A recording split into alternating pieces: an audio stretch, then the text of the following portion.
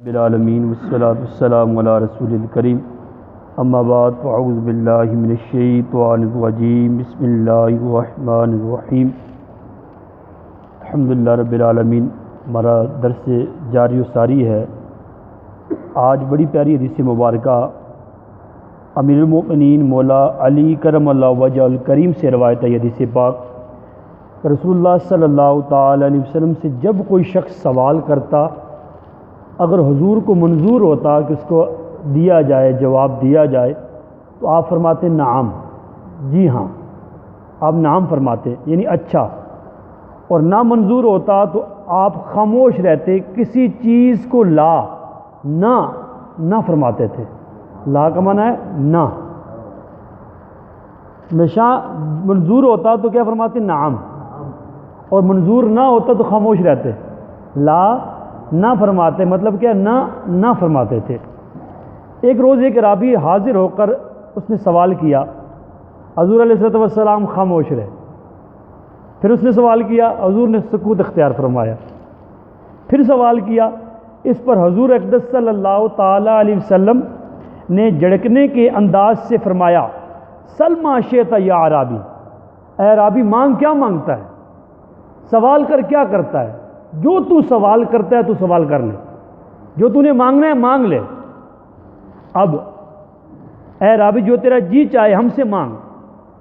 مولا علی کرم اللہ وجہ الکریم فرماتے ہیں فغبطناہ، ہمیں رشک ہوا اس پر۔ کون کہہ رہے ہیں؟ مولا کائنات کرم اللہ وجہ الکریم، اور باقی جتنے صحابہ موجود ہیں سب کہتے ہیں ہمیں اب رشک ہوا، حضور نے اسے اختیار دے دیا ہے، جو چاہے تو مانگ۔ اب ہمیں رشک ہوا، فقلنا الآن یسأل الجنہ، اب ہم آپس میں بات کرنے لگے، اب یہ حضور سے جنت مانگے گا۔ کیا مانگے گا؟ جنت مانگے گا۔ تو آپ کیفیت کیا ہوئی؟ دل میں یہ رشک پیدا ہوا کہ اب یہ جنت مانگے گا۔ عرابی نے کہا، تو عرابی نے سوال کیا کیا؟ راوی نے کہا اسألوک راحلتن، یا رسول اللہ مجھے سواری کے لیے اونٹ چاہیے، حضور سے سواری کا اونٹ مانگتا ہوں۔ حضور نے ارشاد فرمایا، عطا ہوا، عرض کی اسألوک زادن، اونٹ تو مل گیا ہے، زاد راہ بھی چاہیے، فرمایا عطا ہوا، اب اونٹ بھی مل گیا، زاد راہ بھی مل گیا۔ اب ذرا غور کیجئے گا، صحابہ کہتے ہیں ہمیں اس کے ان سوالوں پر تعجب ہوا۔ پھر سید عالم صلی اللہ تعالی علیہ وسلم نے فرمایا کتنا فرق ہے اس عرابی کی مانگ اور بنی اسرائیل کی ایک بوڑھی عورت کے سوال میں، کتنا فرق ہے۔ بنی اسرائیل کی بوڑھی عورت نے کیا مانگا تھا؟ پھر آقا علیہ السلام نے وہ حدیث پاک بیان فرمائی۔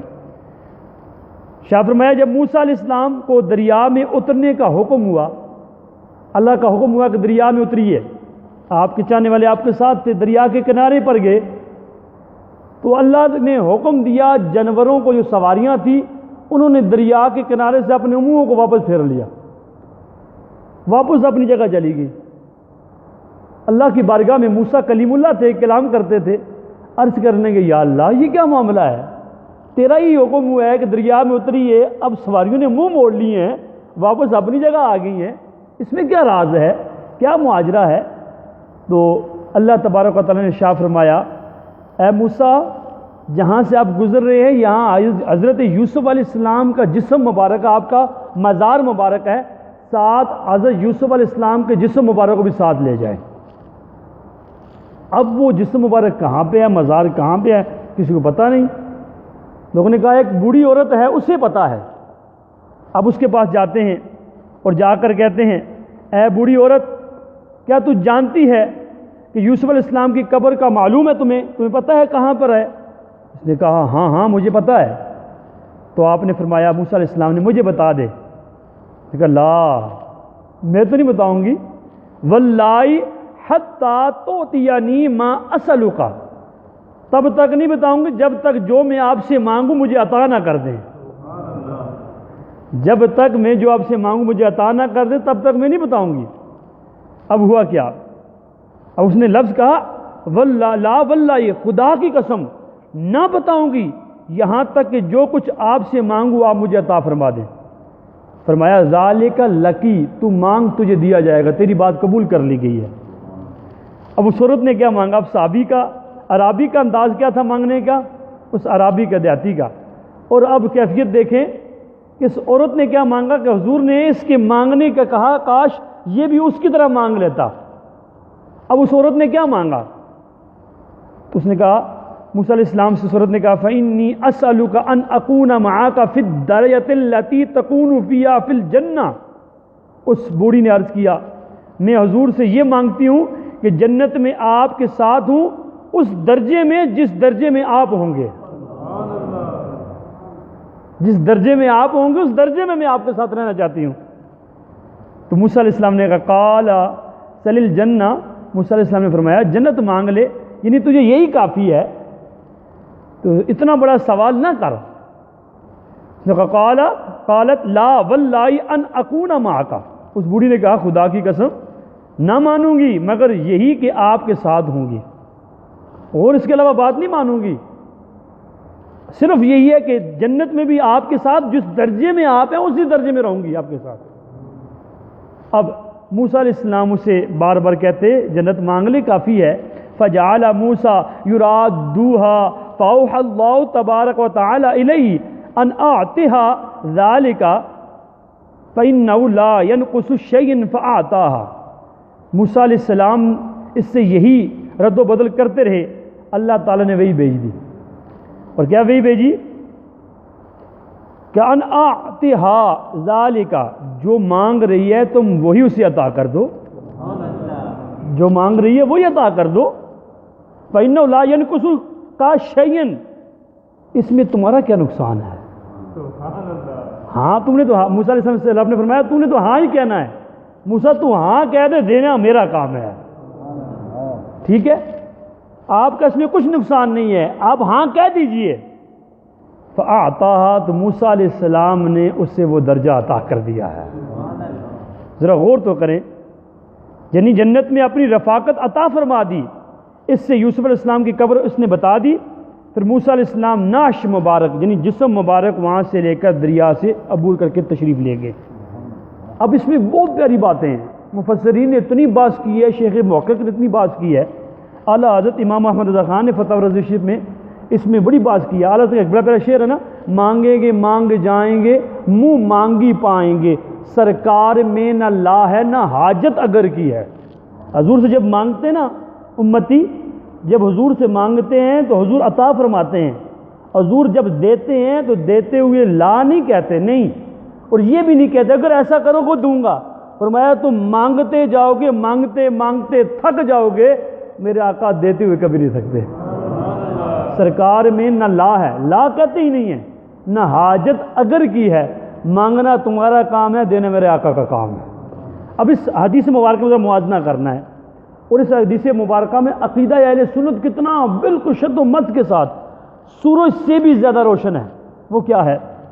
پہلی بات کہ حضور اقدس صلی اللہ تعالی وسلم کا عرابی سے ارشاد فرمانا، جو چیز میں آئے ما شئت سل ما شئت یا عرابی، جو جی میں آتا ہے وہ مانگ لے۔ تو اس حدیث ربیہ میں بھی اطلاق ہی تھا، جس سے علماء کرام نے عموم مستفاض لیا۔ حدیث ربیہ پچھلی کل گزری تھی، اس میں کیا کہا تھا؟ سل ربیہ، مانگ ربیہ کیا مانگتا ہے، اور یہاں پر کہا گیا ہے سل ما شئت یا عرابی، جو تیرے جی میں ہے وہ مانگ لے۔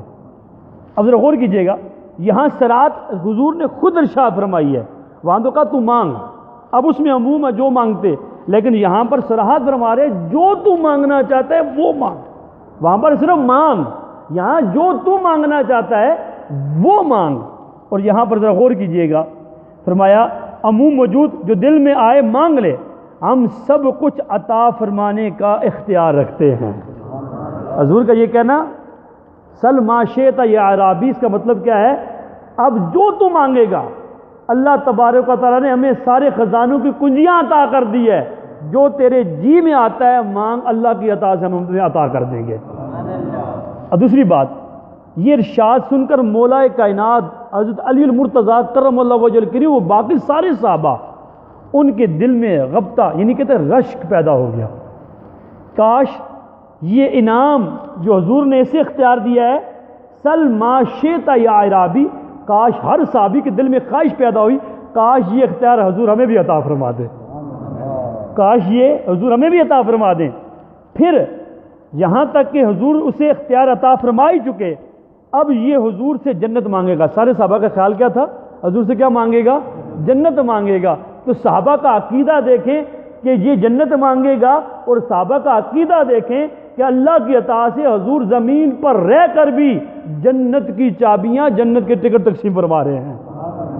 یہ بیماری آپ کی بات تو نہیں ہے، مولا کائنات کرم اللہ وجہ کریم کے دل میں بات آئی، باقی صحابہ کے دل میں بات آئی، وہ آپس میں کلام کرنے لگے، یہ جنت مانگے گا، اگر اس نے جنت مانگی حضور عطا بھی فرما دیں گے۔ تو صحابہ کا عقیدہ یہ ہے، اللہ نے اپنے خزانوں کی کنجیاں حضور کے ہاتھ میں رکھ دی ہیں، حضور جس کو جو چاہیں، جب چاہیں، جتنا چاہیں، اللہ کی عطا سے عطا فرما دیتے ہیں۔ اور دوسری بات، خود حضور اقدس صلی اللہ تعالی وسلم کا اس وقت اس عرابی کے قصور ہمت پر تعجب کرنا، یعنی قصور ہمت کا مطلب یہ ہے کہ کتنی چھوٹی سی چیز مانگ رہا ہے، قصور کہتے کمی، کتنی چھوٹی سی چیز مانگ رہا ہے۔ اس بوڑھیا نے کیا مانگا تھا کہ موسیٰ علیہ السلام سے جنت بھی مانگی، جنت میں جس درجے پر آپ ہوں گے وہ درجہ، حضور فرماتے ہیں کاش یہ بھی وہ مانگ لیتا، آج ہم اسے وہ بھی عطا فرما دیتے۔ قصور ہمت پر حضور نے بھی تعجب فرمایا، اور ہم اسے حطام دنیا، مال دنیا مانگ بیٹھا۔ اب ذرا اس اسرائیل عورت جو بوڑھی عورت تھی کی طرح جنت، نہ صرف جنت بلکہ جنت میں اعلیٰ سے اعلیٰ درجہ مانگتا تو ہم زبان دے ہی چکے تھے، اب سب کچھ ہمارے ہاتھ میں ہے، وہی اسے فرما دیتے جو وہ مانگ دیتا۔ ذرا غور کریں، اس سے معلوم ہوا کہ اللہ تبارک و تعالیٰ نے اپنے محبوب علیہ الصلوۃ والسلام کو یہ شانیں عطا فرمائی ہیں۔ اعلیٰ رحمۃ اللہ تعالیٰ فرماتے ہیں، شرک ٹھہرے جس میں تعظیم حبیب۔ آج لوگ کہتے ہیں نہیں جی اللہ دیتا ہے، ایاک نعبد و ایاک نستعین، یہ بس رٹ لگی ہوئی ہے، اس کا محمل کچھ سمجھتا ہی نہیں ہے۔ ہم نے کب کہا ہے کہ اللہ نہیں دیتا؟ اولاد اللہ ہی دیتا ہے، مال اللہ ہی دیتا ہے، ایمان اللہ کی توفیق سے ہی ملتا ہے، سب کچھ رب دیتا ہے۔